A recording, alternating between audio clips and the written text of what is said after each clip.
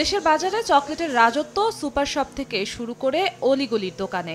বোনের happy birthday দেখেই chocolate কিনেছি। মা খালা সবাই ফ্যামিলির সবাই চকলেট পছন্দ করে। ক্রেতাদের যখন চকলেটে এত আগ্রহ, তখন বিক্রেতাদের হিসেব নিকেশ বলছে গেল কয়েক বছর ধরেই বাজারে রমরমা ভাব।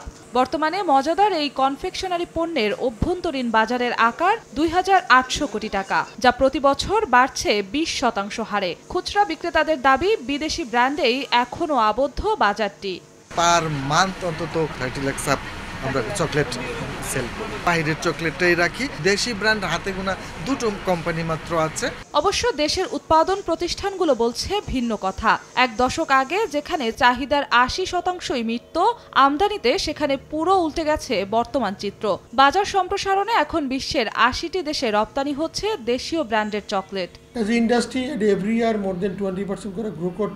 উৎপাদকরা বলছেন কাঁচামাল আমদানিতে উচ্চ শুল্ক হার শিল্পটির কলেবর বৃদ্ধিতে বড় বাধা।